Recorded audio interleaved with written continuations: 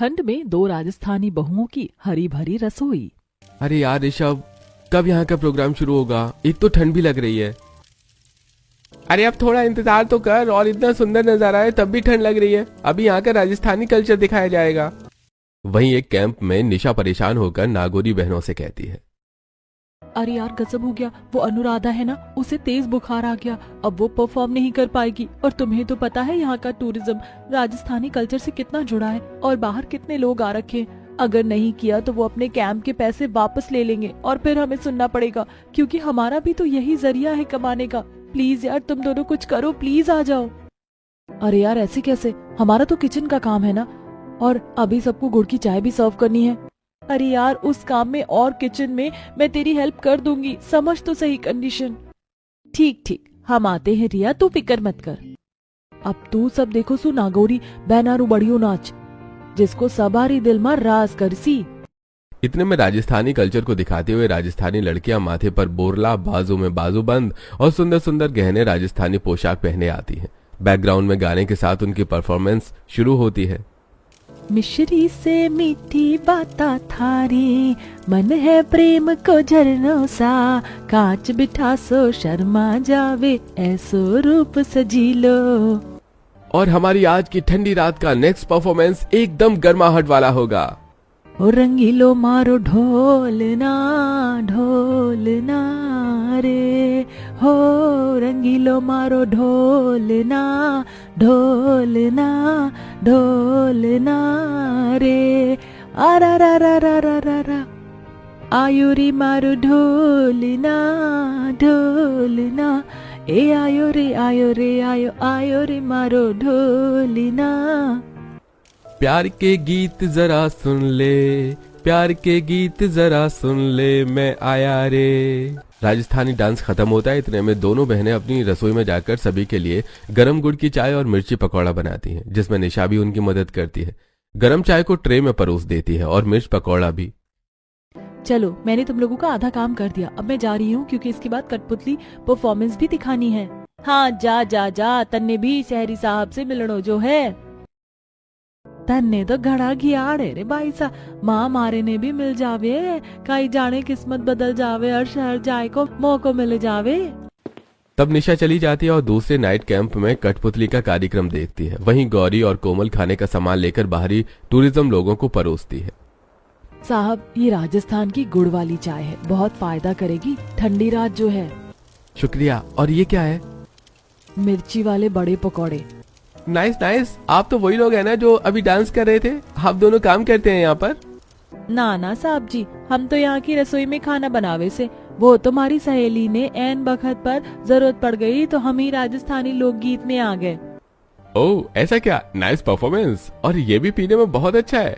राम राम आप सब हंसू, शुभ रात्रि। फिर दोनों बहनें बाकी टूरिज्म लोगों को भी खाना और गरम गुड़ की चाय परोसती हैं। इसके बाद दाल बाटी चूरमा, मेथी का पराठा, साग, मीठे में बेसन के लड्डू भी परोसा जाता है। ये खाना खाकर ऋषभ के दोस्त, अरे वाह यार मजा आ गया, इनका राजस्थानी खाना तो सच में बहुत टेस्टी है, मैंने आज से पहले कभी नहीं खाया है ना भैया? हाँ विवान, सच कहूँ तो मुझे भी ये खाना बहुत अच्छा लग रहा है। अभी तो मेरे पास 3 days 4 nights है, अच्छे से राजस्थान को घूम लेंगे। अरे दोस्तों क्या तुम्हें पता है, कल हम जंगल सफारी के लिए निकलेंगे और उसके बाद ऊंट की सफारी भी होगी। 3-4 दिन तक मजे ही मजे हैं। यहाँ का कल्चर, डांस, कठपुतली सब कुछ बहुत अमेजिंग होने वाला है। सच में यार, लेकिन मुझे तो वो दोनों लड़कियां अच्छी लगी। अरे भैया दोनों एक साथ कैसे पसंद कर सकते हो? एक मेरी वाली भी थी उसमें, वो नीले घाघरे वाली, और मेरी लाल घाघरे वाली, पीली चुन्नी वाली। हो तो बात यहाँ तक आ गई, एक ही राजस्थानी नाइट में। फिर वो अपने कैंप में सो जाते हैं। अगले दिन वो जंगल सफारी के लिए जीप में बैठकर उड़ती हुई ठंडी रेत से गुजरते हैं, जो कि काफी ठंडा माहौल पैदा कर रही थी। फिर धूप में ऊंट की सवारी करते हैं। उसके बाद लंच में वो दोनों बहरों का बनाया हुआ हरी भरी रसोई का राजस्थानी खाना, घी, चूरमा, मक्के की रोटी, बाजरे की खिचड़ी, गट्टे की सब्जी खाते हैं। वाह कितना जबरदस्त खाना है ये। फिर सब लोग राजस्थानी खाना खाकर रात को बोनफायर नाइट का मजा लेते हैं और रात को सोते समय खुले आसमान के नीचे तारों को देखते हैं। उस वक्त दोनों राजस्थानी बहनें भी होती हैं जो कि लालटेन लिए आती हैं और पूछती हैं, आपने किसी चीज की मदद तो नहीं चाहिए? अरे नहीं नहीं सब बढ़िया है, ये नजारा बहुत अच्छा लग रहा है। तुम लोग तो राजस्थान में ये सब कभी भी देख सकते हो ना।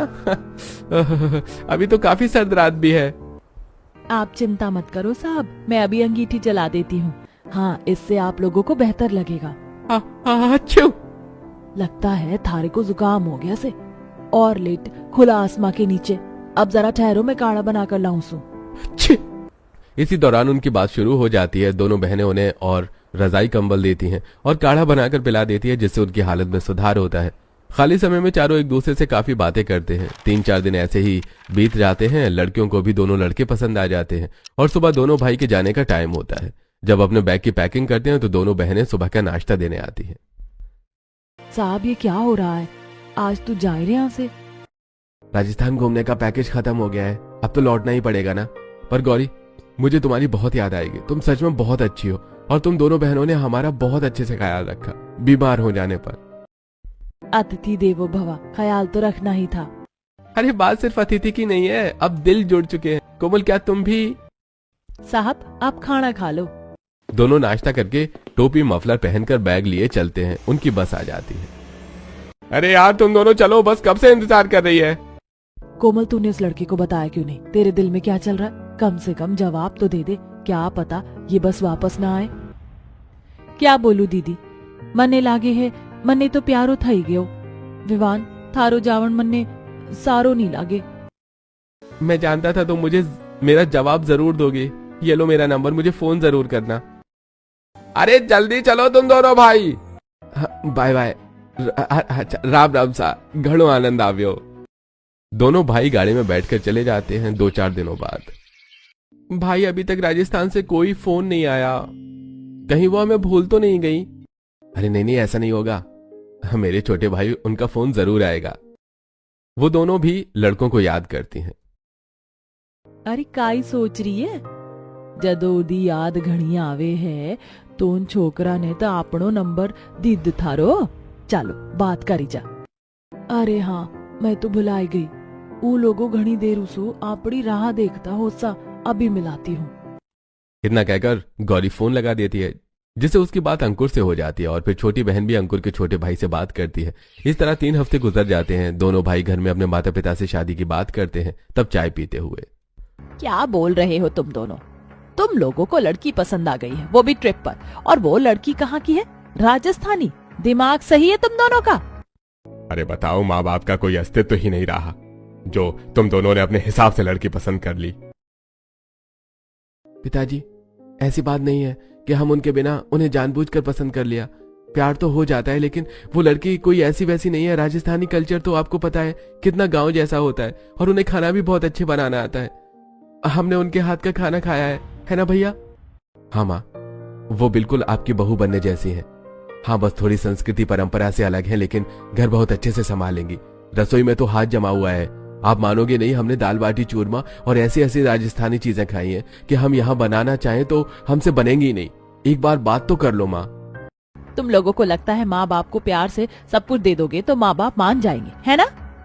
माता पिता वहां से उठकर चले जाते हैं। दोनों बेटे शांत हो जाते हैं, लेकिन अगले ही दिन माता पिता राजी हो जाते हैं और दोनों लड़कियों से वीडियो कॉल पर बात करते हैं, जिसके बाद बात शादी तक पहुंचती है और लड़के वाले बारात लेकर राजस्थान जाते हैं, जहां बड़े प्यार से और सम्मान से राजस्थानी संस्कृति से उनका स्वागत किया जाता है। गले में फूल माला डाली जाती है और राजस्थानी नृत्य होता है। केसरिया बालम आवोनी पधारो मारे दे। राम राम सा, आने में कोई परेशानी तो नहीं हुई आपने? नहीं नहीं, हम कुशल मंगल आ गए। नमस्ते नमस्ते। अजी देखो तो इन्होंने कितने भरी भरी कपड़े पहने हैं और कितने ज्यादा गहने पहने हैं। मुझे तो देखकर ही गर्मी लग रही है। कमाल है, तुम्हें सर्दी में गर्मी कैसे लग सकती है? वैसे भी राजस्थानी कल्चर में ऐसे ही कपड़े और गहने पहने जाते हैं। जी जी। अरे खम्मा घड़ी, आइए आइए आइए, पधारिए सा, जलपान ग्रहण कीजिए। राजस्थानी तौर तरीके से मंडप सजाया जाता है, जहां सुंदर कलश के ऊपर कलश थे और सभी मर्दों ने राजस्थानी पगड़ी कोट और महिलाओं ने घाघरा चोली बोरला गरम शॉल इत्यादि पहना हुआ था। इतने में दोनों दुल्हन राजस्थानी लिबास में भारी चुनरी, चांदी की पायल, कढ़े, बर, राजस्थानी नथुनी, जूते पहने मंडप में घूंघट में बैठती हैं और फिर रीति रिवाज के साथ शादी हो जाती है और दोनों बहू शहर पहुंच जाती हैं, जहां बड़े प्यार से सास दोनों बहू का गृह प्रवेश करती है। वैसे बहुओं मानना पड़ेगा, बड़े प्यार से हमारा आदर सत्कार हुआ था वहाँ। हम भी तुम्हारे में कोई कमी नहीं छोड़ेंगे। तो क्या बोलते हैं, तुम्हारी राजस्थानी भाषा में बड़ी फुटरी लग रही हो। अरे माँ जी, आपने ये कब सीख लिया? जब तुम्हारे फेरे पड़ रहे थे तो तुम्हारी मासा ने हमें बोला था, तो मुझे याद हो गया। वाह, मुझे भी राजस्थानी भाषा अच्छी लगी भाभी। आप मुझे भी ये वाली बोली सिखाएंगी? एड़ी प्यारी नंदरी, बात को कोई कहीं मना करी सी। मारो तो इरादो पक्का है, थाने जरूर ही बोली सिखावला। देखो कितना गंवारों की तरह लंबा सा घूंघट कर रखा है। अरे तुम दोनों शहर में हो, शहर में थोड़ा शहर की तरह बनकर आना था ना। इनका तो पूरा राजस्थानी शो ऑफ है, देख लेना 2 दिन में बदलेगा सब।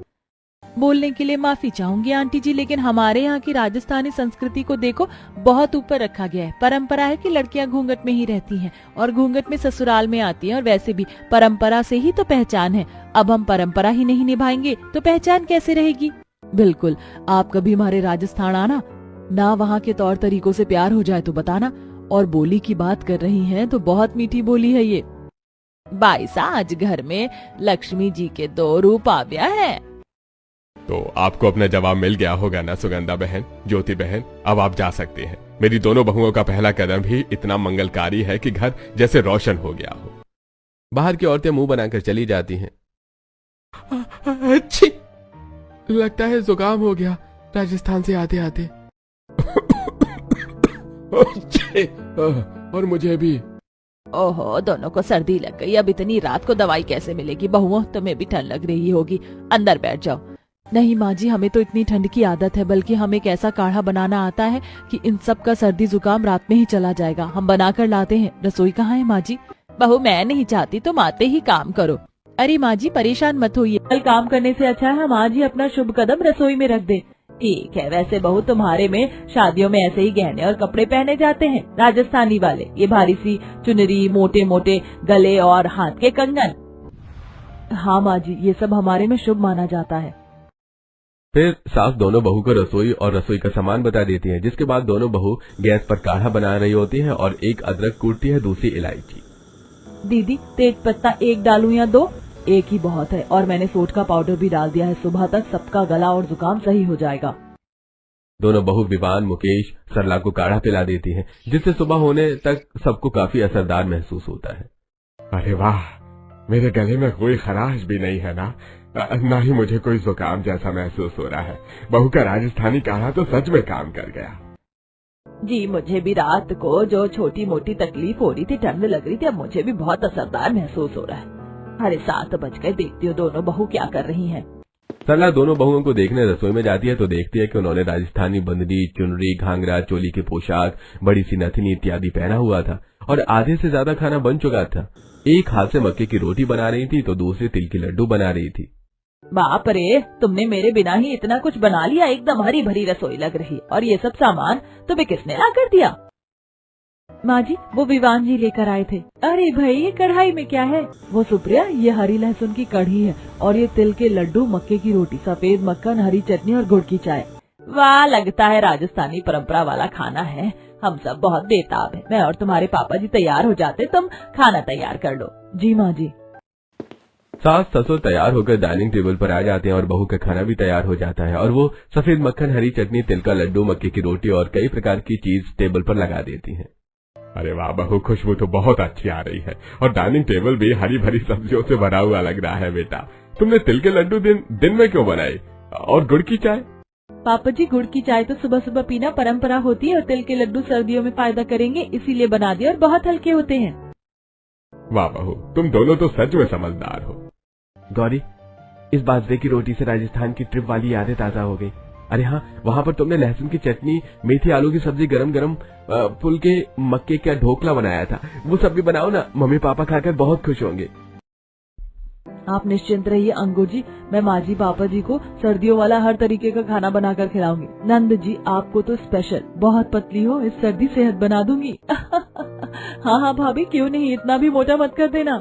मजा आ गया बहू, तूने बहुत देसी तरीके वाला खाना बनाया, दिल खुश हो गया। सफेद मक्खन तो न जाने कितने समय बाद देख रही हूँ। सही है, ये हरी भरी सब्जी खाकर शरीर तंदुरुस्त रहता है।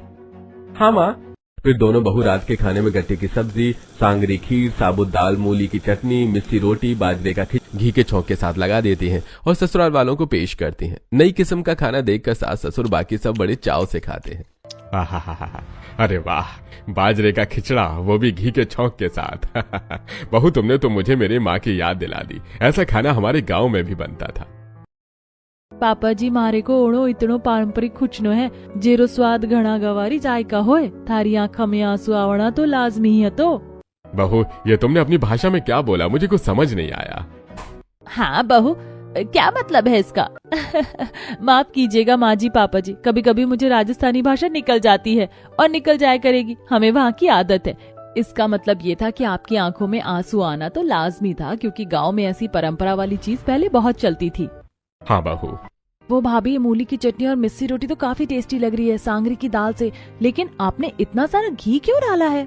क्योंकि राजस्थान की वो थाली होती ही नहीं है जिसमें घी ना हो। ऐसे दिन गुजरते हैं। दोनों बहू अपने ससुराल में सभी लोगों को सर्दी में राजस्थानी खाना जैसे कि मक्के का ढोकला, बाजरे का हलवा, सरसों का साग, दाल बाटी चूरमा इत्यादि बनाकर खिलाती हैं।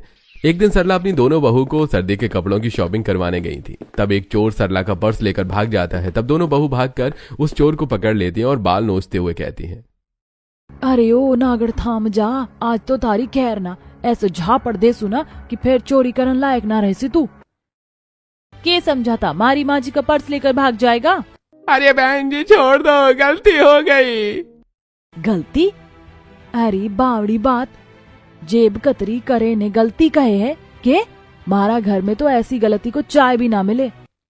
और सुन चोर सा, अगर फिर कदे बाजार में दिखाई दे गयो तो लाठी इतनी तगड़ी पड़ी से कि थारी आत्मा भी बोल सी माफ कर दे भाई सा। अब नहीं करूंगा ऐसा, अब नहीं करूंगा। वाह बहू, तुम तो बड़ी होशियार भी हो। आसपास के लोग दोनों बहू के लिए ताली बजाते हैं। 4 दिन बाद सरला, बहू, आज तू सरसों का साग और मेथी आलू की सब्जी बतुए कर आया था, तवे वाले फूल के मावा कचौड़ी बना दे। माँ जी, लेकिन ये सब तो रसोई में है ही नहीं, बाजार जाना पड़ेगा, हम दोनों बाजार से अभी लाते हैं। ठीक है बहू। दोनों बहू राजस्थानी पोशाक और गहनों में शॉल पहने चूड़ियों के खनक के साथ बाजार जाती हैं। सभी की नजर लगभग उन पर होती है। इतने में एक राजस्थानी सब्जी वाली बोलती है, भाई साहब, आज तो हरा लहसुन ताजो आई गयो है, ले जो, तुम्हारी कड़ी में मजा आ जाएगा। और भी चीज है, मेथी पालक बथुआ साग, लाल साग। अरे भाई साहब, थारे ने हमें पहचान लिया क्या? लो दे दो, 1 किलो मेथी पालक बथुआ दे दो। तभी पास खड़े शहर के 2 लड़के फुसफुसाते हुए, यार सच में ये राजस्थानी है क्या? इतनी ठंड में भी इतना पारंपरिक पहनावा। अरे भाई, राजस्थान की पहचान है भाई, इन्होंने बदलना नहीं निभाना सीखा है। घम्मा गड़ी राबो जी, थैंक यू सा। दोनों बहू काफी सारी सब्जी लेकर घर आ जाती हैं, जिससे उनकी रसोई हरी भरी सब्जी से भर जाती है और वो सास का पसंदीदा खाना बनाकर उन्हें खिलाती हैं। साथ में कुल्हड़ वाला बादाम का दूध भी तैयार करती हैं। घर पर मेहमान भी राजस्थानी खाना खाकर कहते हैं, अरे भाई मुकेश जी, आपकी दोनों बहुएं तो बहुत ही बढ़िया खाना बनाती हैं। बचपन के गांव के देसी खाने की याद आ गई। याद है वो चूरमा कैसे खाते थे घी में लपेट कर? आज भी बहू ने कुछ ऐसा ही बनाया है। जा सुप्रिया भाभी को बोल लेकर आ। तब सुप्रिया रसोई में जाकर, वाह भाभी, बहुत अच्छे खाने की खुशबू आ रही, क्या क्या बना दिया आपने? वही जो हम तुम्हें खिलाएंगे, चूरमा गोभी के पराठे, मूली के पराठे, साथ में मूली की सलाद वाली चटनी, गाजर का अचार, गुड़ की चाय। आज तो तुम चूरमा खाओगी सबसे पहले। मैंने भाभी, जब से आप लोग आए हो ना, मैं रसोई का सब कुछ हरा भरा खाकर मोटी हो गई हूँ, और अब ये घी खाऊंगी तो फैल जाऊंगी। अरे सुप्रिया, सर्दियों के मौसम में तुम्हें ये सब चीज खानी चाहिए, और वैसे भी इतने सारे स्वेटर पहने हैं, तुम्हारा कोई मोटापा नहीं पता चलने वाला। चलो आओ और खाओ, हम बाहर खाना लेकर जाते हैं। अरे बहू, तुम हमेशा ये सब पहनती हो, लेकिन कभी नॉर्मल साड़ी वगैरह भी पहन लिया करो। ठीक है, जाओ कपड़े बदल लो, मैंने तुम दोनों के कमरे में साड़ी रख दी है। ठीक है माँ जी, हम अभी तैयार होते हैं। दोनों बहू कमरे में जाकर साड़ी पहनकर उस पर मोटी राजस्थानी नाथ, माथे पर बोरला और हाथ में लाख की चूड़ियां और शॉल डाल लेती हैं और इसी लिबास में मेहमान को खाना परोसती हैं। मौसी जी, मौसा जी, ये लीजिए, खाइए ना। वाह वाह बहू, तुमने तो खाना बहुत बढ़िया बनाया है और तुम दोनों बहुत सुंदर लग रही हो, लेकिन ये नथ और टीका कैसे, शादी में जा रही हो क्या? अरे नहीं मौसी जी, आप भूल रहे हैं, ये दोनों राजस्थानी हैं। इनके यहाँ स्थानीय रूप में पहनाया जाता है, इसलिए यहाँ पर भी पहने हुए हैं। अरे अच्छी बात है, सही है। फिर तो इन दोनों को तैयार होने के लिए तुम सबको इंतजार करवाना ही नहीं पड़ता होगा, क्योंकि ये तो ऐसे ही बहुत सुंदर लग रही हैं। अरे ये तो कुछ भी नहीं है, मेरी बहू तो इससे ज्यादा सज धज कर रहती है। वो तो आज इतनी तैयार है नहीं है। सही है जीजा जी। अरे तुम दोनों लोगों के हाथ का बनाया हुआ राजस्थानी खाना बहुत अच्छा लग रहा है। जी शुक्रिया। फिर दोनों मेहमान खाकर दोनों बहू को नेक दिए चले जाते हैं। सर्दी की रात और भी कड़कती ठंड में बदल रही थी। अब तो दोनों बहू रात में कभी कभी अंगीठी जला लिया करती थी, जहां सब लोग बैठकर गुड़ की पट्टी और मूंगफली खाया करते थे। फिर एक बार बहू बाजार से मेवे, गोंद, घी, शक्कर इत्यादि खरीद कर लाती है और घर पर मेवे भूनकर गोंद के लड्डू तैयार करती है। वाह बहू वाह, तूने गोंद के लड्डू तो बहुत अच्छे बनाए। इतना सब कैसे आता है तुम्हें? बस माँ जी, ये सब तो हमने अपने 15 साल की उम्र में ही सीख लिया था, अब तो एक्सपर्ट हो गए हैं। सही है, वरना कितनी आजकल की लड़कियां होंगी तुम्हारी जितनी उम्र में, उन्हें कुछ नहीं आता। यही फायदा है राजस्थानी होने का। ऐसे ही दोनों बहू अपने सास ससुर की सेवा करती थी और पति को भी अच्छा अच्छा खाना बनाकर टिफिन में देती थी। एक दिन उन्हें दामिनी के 50वीं एनिवर्सरी पार्टी होती है, जहां दोनों बहू अपने राजस्थानी पारंपरिक घाघरा चोली, मोटी गोटे पट्टी वाली चुनरी, कंचली में राजस्थानी मोजरी पहने पहुंच जाती हैं। सभी लोग उन दोनों को देखते हैं। और दामिनी कैसी है तू? मैं तो बिल्कुल ठीक हूँ। अरे ये तो तेरी वही दोनों बहू है ना राजस्थानी। अरे अब तो इनको बोलकर यहाँ रहकर यहाँ के तौर तरीके सीख ले। क्या घूंघट कर रखा है और वैसे कपड़े पहने, जब देखो राजस्थानी लपेट कर आ जाती हैं। या फिर ये तेरे यहाँ का कुछ और तरीका अपनाना ही नहीं चाहती हैं? नहीं, ऐसी बात नहीं है दामिनी। ऐसी बात नहीं है तो कैसी बात है बता? अच्छा लगता है 4 लोगों में ऐसे दिखना। और ये कुछ नहीं तो इन्हें सर्दियों की शॉपिंग करवा देती, मैं ही साड़ी दिला देती। एनिवर्सरी मेरी है और दुल्हन की तरह तुम बन के आई हो, ये नाक में नथ पहनकर, न जाने क्या क्या। आंटी जी, आपको हम कोई नीचा दिखाना नहीं चाहते। हमारे रिवाज में ही है ये सब पहनना, इसीलिए हम ऐसे गहने और कपड़े पहनकर आए हैं। भला अपनी संस्कृति को छोड़कर कहाँ जाएं? आखिर यही तो हमारी पहचान है। बिल्कुल आंटी जी, अगर थारा मन मेरी कोई बात सी दुखाएगी हो सो तो माफ कर जो, पर मारे कई गलत नहीं कियो। बस मैं तो अपनी राजस्थानी संस्कृति नहीं आगड़े राखी है। शायद दामिनी अब तुम्हें समझ आ गया हो। शराब पीकर दामिनी की बहू वेस्टर्न कपड़ों में केक लिए आती है। माँ जी, पापा जी देखिए, मैं आपके लिए केक लेकर आई हूँ। आज तो आप दोनों बूढ़ों की शादी को 50 साल पूरे हो गए। भगवान ऐसी जोड़ी सबकी बनाए। अब पार्टी कर ले। कब केक काटोगे आप लोग? अरे दामिनी बहू क्या कर रही है? लगता है इसने पी ली है। अरे कोई रोको, कैसे कपड़े पहनकर आई है ये बहू? पूजा बहू, ये क्या हालत बनाई है तूने अपनी? मम्मी जी चुप रहिए, इसीलिए मैं पार्टी का थोड़ा माहौल सेट कर देती हूँ। म्यूजिक, डांस, जाम भी है। हाँ जाम भी है, मैंने कोई चोरी नहीं की, सरेआम भी है। मैंने होठों से लगाई तो हंगामा हो गया, हंगामा हो गया। मुझे यार ने पिलाई तो हंगामा हो गया। आंटी जी, आप तो हमारी राजस्थानी संस्कृति और कपड़ों के बारे में ना जाने क्या क्या बोल रही थी। कम से कम हम अपनी हद में तो हैं, लेकिन आपकी बहू ने तो आपकी इज्जत ही उतार दी, वो भी सरेआम आपकी पार्टी में। वैसे अगर आजादी देना इसे कहते हैं तो अच्छा है, हमारी माँ जी ने हमें आजादी दी है, लेकिन ऐसी नहीं। पूजा बेहोश हो जाती है। उसका पति उसे कमरे में ले जाता है। सभी लोग हंसकर बातें बनाने लगते हैं। क्या दामिनी, तू सरला की बहू को इतना कुछ कह रही है? अपनी बहू को तूने कभी कुछ समझाया है? दामिनी, घूंघट के बारे में बोल रही थी ना। सुन, घूंघट संस्कृति का सम्मान है, बोझ नहीं। और मेरी बहुएं रीत निभाती है, दिखावा नहीं करती जैसा तेरी बहू ने किया है। वैसे तो वो बिल्कुल नहीं है। बोली, तौर तरीके, खाना बनाना, हर चीज में अव्वल दर्ज की हैं दोनों। मुझसे गलती हो गई सरला, मुझे माफ कर दो। मैंने तुम्हारी संस्कृति के बारे में न जाने क्या क्या कहा, लेकिन सच में तुम दोनों बहू की भाषा भी अच्छी है और तुम लोग भी। मैं भी वहाँ रहकर ऐसे कपड़े पहनना चाहती हूँ। काश ऐसा ही कुछ आज के मौके पर हो पाता, लेकिन मेरी वजह से जो शर्मिंदगी हुई है उसके बाद तुम दोनों क्या ही कुछ करोगी। आंटी जी, आपको अपनी गलती का पछतावा है तो सब अब भूल जाइए और आपकी पार्टी को हम जानदार मनाएंगे। माँ जी कर सकते हैं ना? हाँ, क्यों नहीं बहू, मुझे तुम दोनों पर गर्व है। तभी हॉल की लाइट बंद होती है और दोनों बहू पर स्पॉटलाइट पड़ती है। धनक प्रीत की सर पे ओढ़ कर घूमर घूमर घूमे, हाँ घूमर घूमर घूमे। ओ ललक रीत सब जग की छोड़ कर घूमर घूमर घूमे। भर के ढोला वाले ठाट घूमर घूमर घूमर घूमर घूमर घूमे रे हो भाई साहब। आवो जी आवो घूमर खेलबा, आवो आपा साथ साथ घूमर संगड़ा खेलबा, आवो अरे लहंगो कुर्ती चुनरी पायलिया थे। तभी सब लोग तालियों से दोनों बहू की प्रशंसा करते हैं। अरे वाह सरला जी वाह, आपकी दोनों बहू तो बहुत ज्यादा संस्कारी और गुणी हैं। काश हमारी बहू ने हमारे आज के इस खास दिन पर कुछ अच्छा किया होता, लेकिन आप दोनों की बहू ने माहौल अच्छा कर दिया। अब तो मैं भी इसी संस्कृति के बारे में जानना चाहूंगा। जरूर जरूर अंकल जी, आप हमारे घर जरूर पधारिए सा। मैं तुम्हें जानती हूँ भाई साहब कि मेरी बहू दोनों बहुत प्यारी और गुणी हैं। थैंक यू बेटा। तब दोनों 50वीं सालगिरह का केक काटते हैं, जोर जोर से पार्टी होती है। घर जाकर ससुराल वाले भी दोनों बहू की बहुत तारीफ करते हैं। अपनी हरी भरी रसोई में जाकर गर्मा गर्म मेथी के पराठे बनाकर सभी को खिलाती हैं। दोस्तों, आपको हमारी कहानी में क्या अच्छा लगा हमें कमेंट करके जरूर बताएं।